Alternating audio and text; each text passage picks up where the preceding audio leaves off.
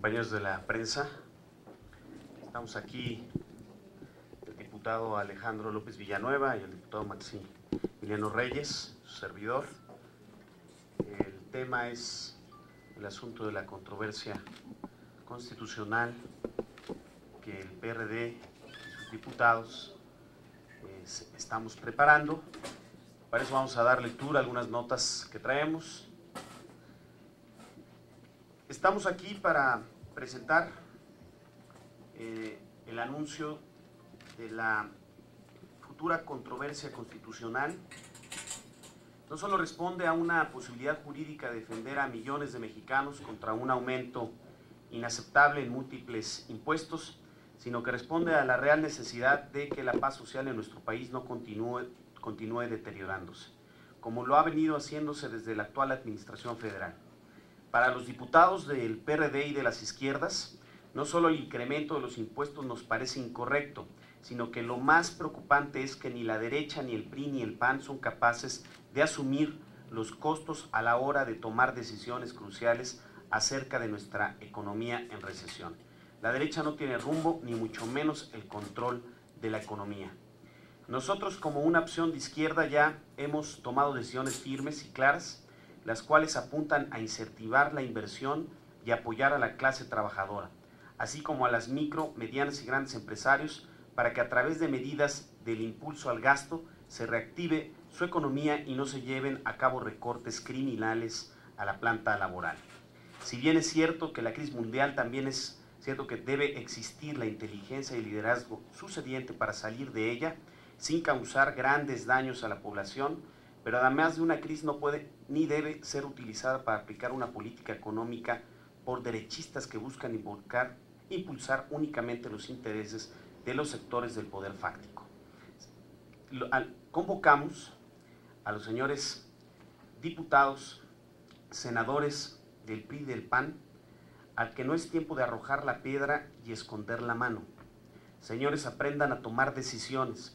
Solo recuerden que sus medidas empujan a la nación al descontento social y a la vorágine que representa el crimen organizado, y que el día de mañana digan sin esconder la cara: lo siento, nos equivocamos. Asuman su responsabilidad y aprendan a hacerse a un lado, dejando que el pueblo tome el camino correcto.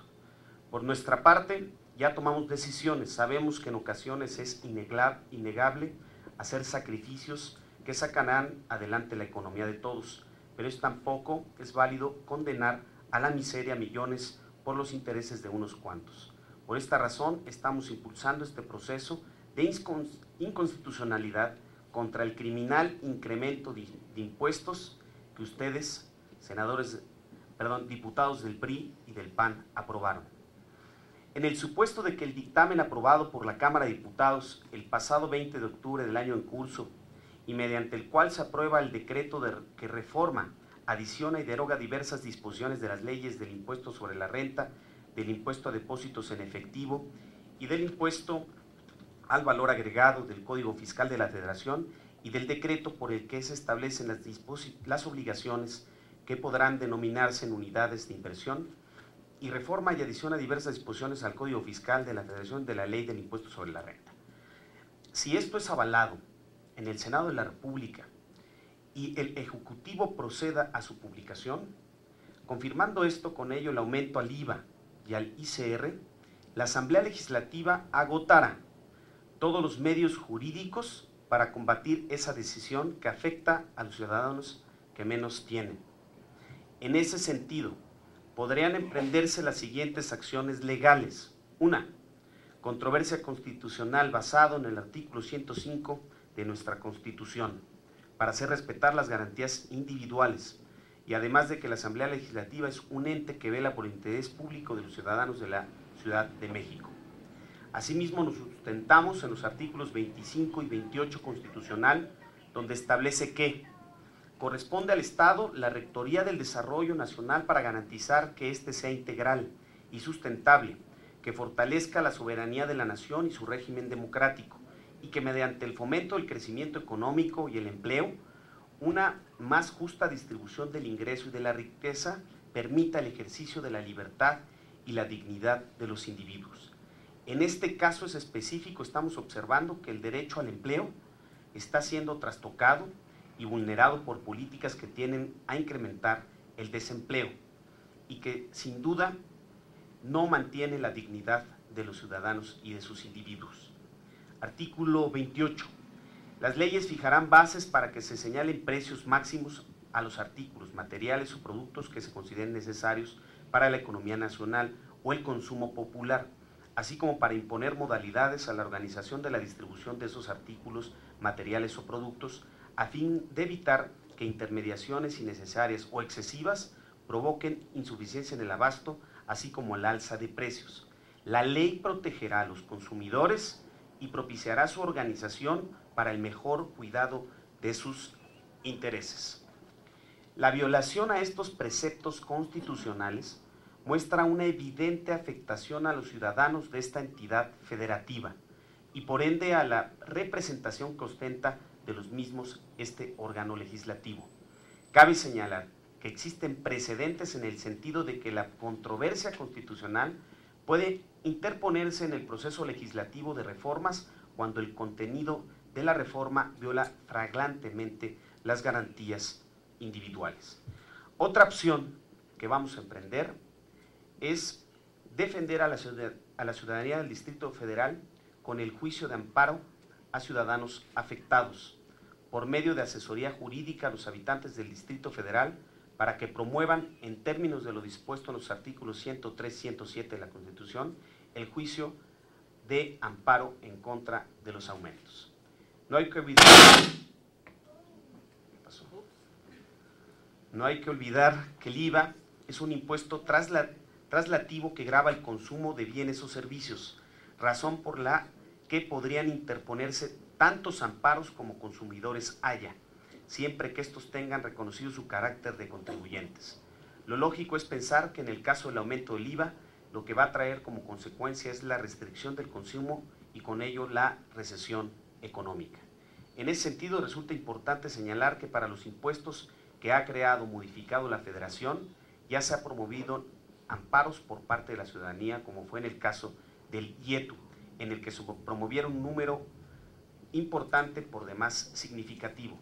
Por las razones antes expuestas, esta legislatura se aliará con todas aquellas fuerzas progresistas que busquen una definición económica y que impulsen el empleo y el consumo, protegiendo la economía popular.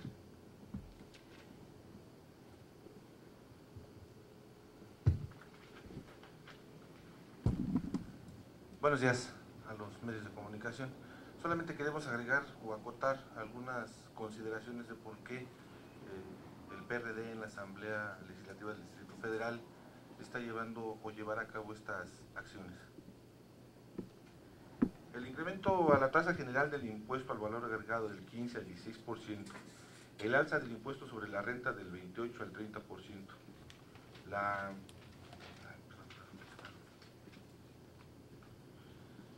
el alza del impuesto sobre la renta del 28 al 30%, la aplicación del impuesto a los depósitos en efectivo del 2 al 3%, aplicados a los ingresos mensuales de 15,000 pesos, el impuesto especial en telecomunicaciones del 3%, y las contradictorias reformas y adiciones a la Ley Federal de Derechos relativa al régimen fiscal de Pemex conforman un paquete fiscal recesivo, inflacionario y contrario a la reactivación económica que se busca en el mercado interno para el año 2010.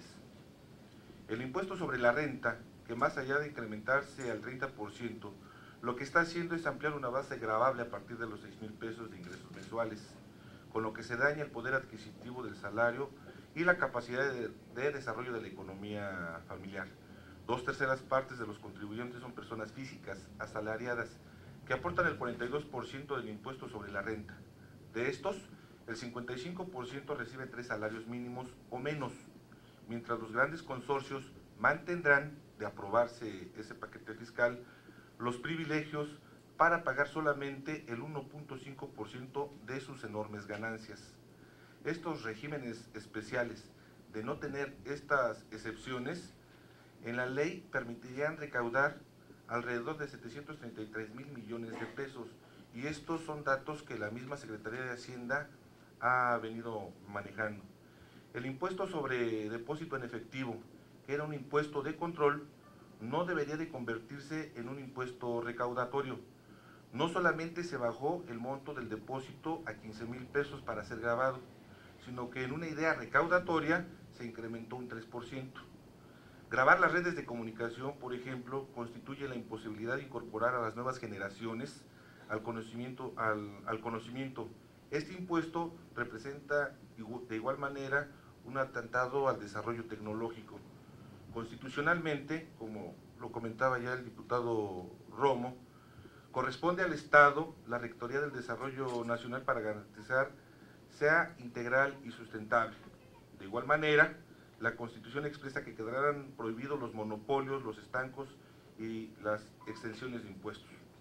De igual forma, nosotros queremos mencionar que dentro de esta controversia constitucional que nosotros estamos buscando, nos vamos a referir al artículo 35, aunado al 25 y al 28 que el diputado Romo acaba de comentar, y que a la letra dice: de la Constitución Política de los Estados Unidos Mexicanos, fracción cuarta del artículo 31, que son obligaciones de los mexicanos contribuir para los gastos públicos, así de la Federación como del Distrito Federal o de los estados y municipios que se residan, de la manera proporcional y equitativa que se disponga en la ley. En ese sentido, todos estos impuestos que se han estado presentando para el 2010 traen como consecuencia un precepto que marca la Constitución en términos de proteger la proporcionalidad y la equidad, y que en ese sentido no hay una adecuada valoración de la aptitud contributaria de los sujetos, que se traducen obviamente en la vulneración al principio de proporcionalidad, que es un principio constitucional y que representa una verdadera garantía para los gobernados. Cabe destacar que al no existir un aumento cierto en el ingreso de los ciudadanos sujetos al régimen, vulnera su capacidad contributiva de dichos sujetos pasivos de la obligación tributaria, al no haber una modificación real de su patrimonio, y sí, por el contrario, un aumento de impuestos de sus ingresos, por lo que si bien es equitativa en relación a otros sujetos obligados, no es proporcional ni justificable en sí misma. Y la pregunta sería: ¿por qué se aumenta dicho impuesto si no existe de manera cierta un movimiento de aumento de la riqueza en cada pasivo para que se aplique a una tasa o una tarifa del impuesto mayor al existente? Y ni siquiera existen estímulos por parte del Estado, como sería mejores servicios públicos, seguridad social, seguridad pública o educación. Si no consideramos el principio de proporcionalidad en relación directa de la capacidad contributiva como producto de una situación, un movimiento de riqueza, y de la tasa o tarifa del impuesto, esto nos llevaría al absurdo de que dicha tasa puede variarse de un momento a otro sin ningún límite, lo cual a su vez vulneraría la seguridad social del ciudadano. Por ello, las acciones jurídicas, y aquí nosotros quisiéramos ser un tanto cuanto enfáticos, que nuestra fracción en la Asamblea Legislativa contempla para que se derogue el paquete de reformas aprobado por la Cámara de Diputados el 20 de octubre,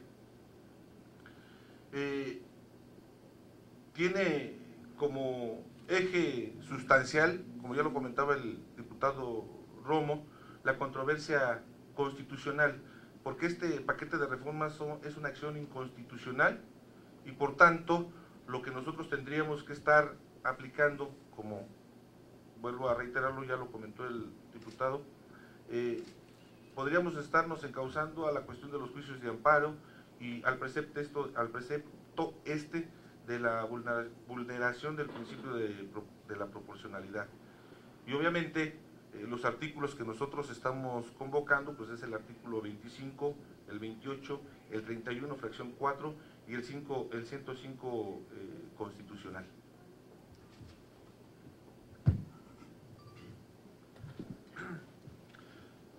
Me parece que la parte técnica de nuestra propuesta está sustentada, a reserva de las preguntas que nos quieran hacer ustedes. Yo solamente quiero hacer dos reflexiones en el marco de la crisis económica global en la que estamos inmersos. Somos el único país cuyo gobierno federal, en medio de la recesión económica global y de la recesión económica nacional, establece impuestos directos, es decir, impuestos al ingreso, impuestos indirectos, impuestos al consumo. De todo el orbe, solamente al gobierno federal mexicano se le está ocurriendo eso en estos momentos. Además, estos impuestos no traen acompañado ningún programa de subsidios o de programas sociales que compaginen el daño que se le va a causar al presupuesto personal o al presupuesto familiar, es decir, no está claro hacia dónde irán los recursos adicionales por el aumento al impuesto al valor agregado y por el aumento al impuesto sobre la renta, que aumentando el impuesto sobre la renta también automáticamente se aumenta el famoso YETU. Entonces hay un doble efecto impositivo sobre la cartera de cada uno de nosotros. Entonces, como les vuelvo a repetir, no viene acompañado. Tradicionalmente la política económica establece que si traes una política fiscal restrictiva, pues debes también, por otro lado, incentivar el consumo, incentivar el ingreso e incentivar la inversión, y no se ha comentado nada al respecto. Entonces nos parece sumamente grave eso. Tradicionalmente también, a mayor carga impositiva al mismo sector, la recaudación es menor, siempre, porque lo que se provoca cargándole la mano a los mismos es incentivar la evasión fiscal, y eso está en los estudios demostrados, y en el caso mexicano es un caso muy típico en la materia. La otra reflexión que quiero compartir con ustedes, que nos parece en el grupo parlamentario del PRD verdaderamente absurda, es que somos el único país que graba las telecomunicaciones. Cuando la moda o la necesidad actual en el mundo es el internet, la telefonía celular, la transmisión de otro tipo de datos a través de bandas anchas, acá, y cuando en México inclusive, por ejemplo, el internet pues es la única manera que muchas comunidades tienen de enterarse de lo que pasa en el resto del país, o en el resto de su estado, o en el resto del Distrito Federal, o en el resto del mundo. Somos el único país que se mete a este tipo de asuntos, de grabar la transmisión de voz, imágenes y datos. Entonces, esto es simplemente una reflexión que sustenta ideológicamente la descripción técnica que ya dieron mis compañeros. Muy bien, pues pasaremos al si hay algún cuestionamiento, pregunta, opinión al respecto.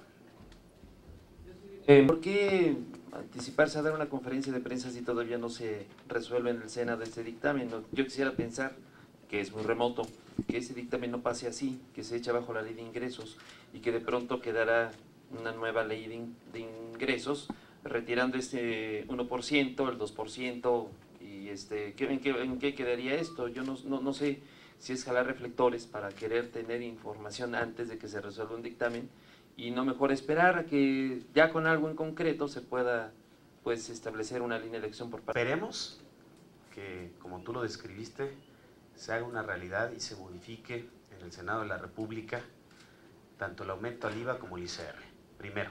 Segundo, decir que ya hay una acción legal, que todavía falta el 50% de esta acción. Es cierto, el Senado tendrá que revisar la ley de ingresos, pero nosotros estamos previendo que con la acción del 20 de octubre de la Cámara de Diputados, nosotros tenemos que presentar alegatos jurídicos suficientes y anunciar que vamos, si el Senado quiere ratificar, así lo dijimos, lo que la Cámara de Diputados aprobó, nosotros vamos a presentar la controversia en primer lugar y vamos a motivar a juicios de amparos ciudadanos masivos. Y sin duda serán en los módulos de los diputados del PRD y de las izquierdas, donde se empezarán a desarrollar estos juicios de amparo masivos. Entonces, efectivamente, todavía esto no concluye, pero ya hay un acto jurídico hecho, consumado, que lo ratificó la Cámara de Diputados, que fue una propuesta que hizo el PRI y el PAN, y que ahorita están echando la bolita ambos, y que aún así nosotros estamos preparados jurídicamente para defender a la Ciudad de México en caso de que sea aprobado. Esperamos, y así lo han manifestado algunos diputados del grupo parlamentario, que el Senado corrija la plana. Esperamos, y le mandamos de aquí un mensaje. El Senado se comporta a la altura de las circunstancias y que echa abajo estos dos impuestos, principalmente en el tema del ICR y principalmente en el tema del IVA, que afectan el tema de la economía familiar. Nuestras propuestas han sido ya expuestas, hay que aumentar el déficit. Estados Unidos ya lo hizo a un 2% y no pasó nada, Brasil a un 4% y México pues a su 0.75. Ahí puede haber una alternativa, puede haber alternativa en el gasto corriente, la reducción al 5% del gasto corriente, ¿sí? Y pues bueno, hay que emplear medidas al Código Fiscal en materia de la base gravable. Yo nada más quisiera agregar a lo que el diputado Romo acaba de comentar. Efectivamente, Dios quiera, ¿no? Porque ya no tenemos a quién más encomendarnos más que a Dios o a la movilización social, ¿no? Y nosotros estamos apostando a la movilización social. Es el dicho que a Dios rogando y con el mazo dando, ¿no? Bueno, también lo decía mi mamá. Y en ese sentido, bueno, el PRI, por ejemplo, habla de quitar el incremento al ICR y al IVA, pero está manejando la posibilidad de incrementar el costo de la gasolina. ¿Qué pasa si el costo de la gasolina se incrementa? Pues se incrementa todo, ¿no? Entonces, si no es por un lado, es por el otro, pero el caso es de que a final de cuentas, el costo de la crisis y el hoyo financiero se lo quieren cargar a la clase trabajadora, y es algo a lo que nosotros no estamos dispuestos, ¿no? Mira, Ernesto, de ninguna manera pretendemos atraer los reflectores. Primero, como lo comenta el diputado Romo, ya hay un hecho legal. Segundo, sí queremos mandar un mensaje ante el nivel de irresponsabilidad que estamos viendo. O sea, no es posible, y repito, o abundo más bien en lo que comenté hace rato, que en una época de recesión económica se pretenda gravar nuevamente el ingreso, se pretenda gravar nuevamente el consumo con impuestos que eminentemente son inflacionarios. Entonces, estamos mandando un llamado de alerta y estamos mandando un llamado a la responsabilidad de los legisladores federales, porque ahora el Senado en su papel de Cámara Revisora tiene la oportunidad de corregir estos asuntos y regresarlo nuevamente a la Cámara de Diputados. Entonces, ante tal nivel de inconsciencia que hay por parte de quien propuso esto y quien lo aprobó en la Cámara Federal, estamos mandando un llamado a la responsabilidad social y a la conciencia política en quienes está por facultades constitucionales aprobar la ley de ingresos. ¿Otra pregunta? Sí, nada más Soria. conocer su opinión respecto a las aspiraciones que hacían también diputados del PRI. El paquete económico que va a enviar el gobierno de la ciudad, digo, ya que ustedes hablan de presupuestal de Marcelo Ebrard, viene con un impuesto nuevo, que es el impuesto a generadores de basura. Viene también otra propuesta de carga fiscal adicional, como viene siendo, o más bien la reducción de subsidios, como viene siendo la revisión a la tarifa del metro. ¿Cómo entender un discurso en dos direcciones? Primero, cuando se critica a la política federal por las cargas impositivas que aprueban, cuando dicen que ninguna sociedad en ese momento puede andar aceptando incrementos a los impuestos, y en el paquete que va a enviar el jefe de gobierno, pues se habla de nuevos impuestos, como ese que les digo, el 2% de ambiental, el de la basura, la reducción de los subsidios de agua, etc. Bueno, mira, en ese sentido, Impuesto es distinto a tarifas, derechos. Eso sí hay que dejarlo muy claro. No va a haber ningún aumento a los impuestos en la ciudad. Lo decimos así, ninguno. Ya aprobamos nuestra agenda legislativa en el Consejo Estatal pasado, y en esta aprobación que hizo los consejeros estatales de la agenda, ahí viene explícitamente que no subiremos ningún impuesto. 2, sí viene claro que tendremos que empezar una revisión de aquellos subsidios, de aquellas tarifas y de aquellos derechos, como cuáles: agua, ¿sí?, el tema de la basura y el tema ambiental, ¿sí? ¿Por qué?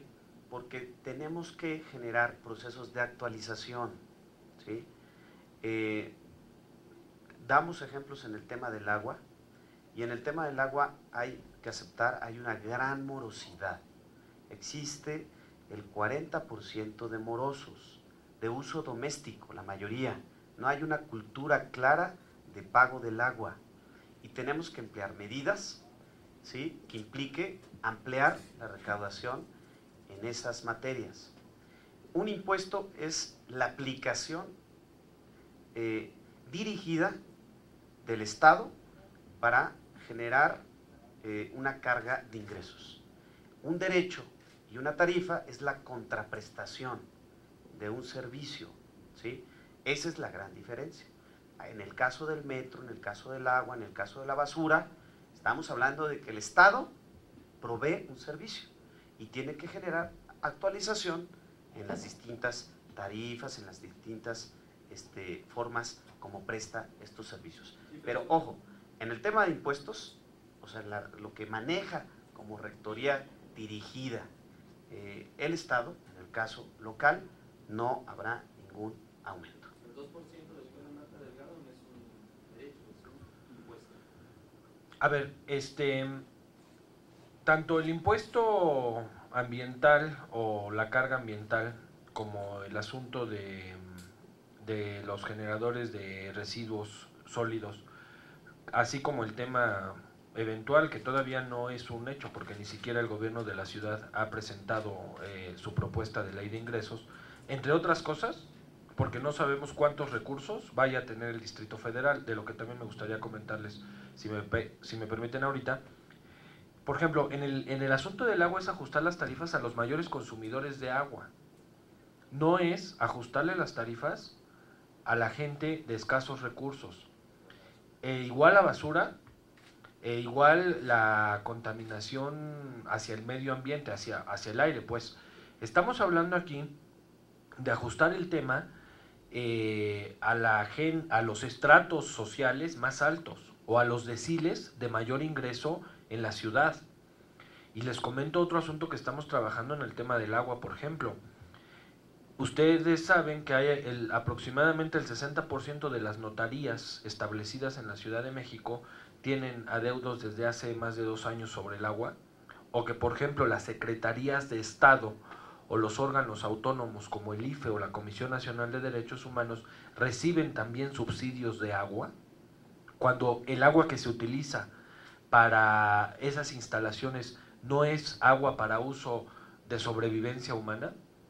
Entonces estamos trabajando una propuesta en corregir las tarifas en ese sentido, que quede muy claro, que será dada a conocer y vendrá incorporada en la Ley de Ingresos y en las correspondientes modificaciones al Código Financiero del Distrito Federal cuando así lo ameriten. De ninguna manera el gobierno de la ciudad o el grupo parlamentario del PRD está pensando en incentivar la carga impositiva para la gente. Ahora, por otra parte, el tema del metro, por ejemplo, en el tema del metro, el Distrito Federal ha sido golpeado por la reducción persistente de recursos por parte de la Federación, y en 2 aspectos fundamentales. El primero, con el cambio de las fórmulas por parte de la Secretaría de Hacienda y por el cambio de la medición del año base económico que hace el INEGI para estimar el Producto Interno Bruto y para estimar la cantidad de población que existe en la ciudad. Entonces, persistentemente, desde hace ya 5 o 6 años, la Federación ha estado golpeando al Distrito Federal, quitándole los recursos, siendo que es la entidad de mayor Producto Interno Bruto Nacional, siendo que es la sede de los poderes federales y siendo que es todo lo que los que estamos aquí ya sabemos lo que es la Ciudad de México. Y segundo, hay retrasos importantes en la entrega de los recursos a la ciudad. De 4,000 millones de pesos que tenía que entregar el gobierno federal para el tema de la construcción de la línea 12, a la fecha se han entregado menos de 1,500 millones. Entonces, ¿qué hacemos? ¿Paramos la obra? ¿Dejamos de darle mantenimiento al metro? Por supuesto que no estamos de acuerdo en ajustar la tarifa en detrimento de la población, y menos un metro que a nivel mundial es de los más eficientes, de los más seguros, de los más limpios, etcétera, etcétera, etcétera. Entonces, bueno, lamentablemente, sin duda, algo se tendrá que hacer. Insisto, todavía no es un hecho, ¿eh? Todavía la ley de ingresos del Distrito Federal no está presentada, entre otras cosas porque no sabemos cuánto dinero a la señora Federación se le antoje darnos, porque finalmente eso es un asunto. Es un asunto de lo que se les antoje darnos o no en la Ciudad de México. Imagínense, el establecimiento de las fórmulas de las participaciones federales para el Distrito Federal cambió. La tendencia en la Ciudad de México es a reducir el nivel de población, a desconcentrar, a descentralizar. Pues ahora el INEGI y la Secretaría de Hacienda dicen que a las entidades que tienen mayor población es a la que les dan más participaciones federales. Entonces, digo, ¿qué hacemos con eso? Punto número 1. Punto número 2, no recibimos aportaciones federales por ramo 33 o por otros ramos. ¿Sí? Entonces, hacia allá va nuestra posición también, a defender al Distrito Federal en eso, porque somos, como entidad, la que más Producto Interno Bruto tiene. Concentramos más del 70% del sector terciario, o sea, del sector servicios, de la generación nacional. Aquí está el Monumento a la Revolución, por ejemplo, que es patrimonio de todos los mexicanos, ¿no? No nada más de los mexicanos del Distrito Federal. Aquí están las embajadas, de la que se sirven ciudadanos de todo el país, y el agua que consumen las embajadas y la basura que tiran las embajadas es basura y es agua que le cuesta al Distrito Federal. Y como lo comenté hace rato, aquí está la Secretaría de Pesca, por ejemplo. ¿Qué hace la Secretaría de Pesca aquí? Y sí recibe agua subsidiada por parte del gobierno del Distrito Federal y agua potable. Entonces esto tiene que ver. Cuando sea el momento, sin duda le vamos a entrar al tema y lo vamos a comentar, por supuesto, con mucho mayor profundidad de lo que lo estamos comentando ahorita, pero tiene que ver con una conducta persistente de defensa hacia los recursos y hacia los derechos del Distrito Federal y de la Ciudad de México. Y de lo demás, yo lo que les pediría es que en cuanto esté ya en papel la propuesta de ley de ingresos del Distrito Federal, con todo gusto le entramos a lo que ustedes nos digan. Gracias. ¿Otra pregunta?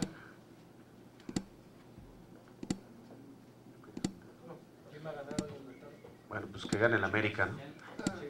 Bueno, muchas gracias. Hasta luego. Gracias.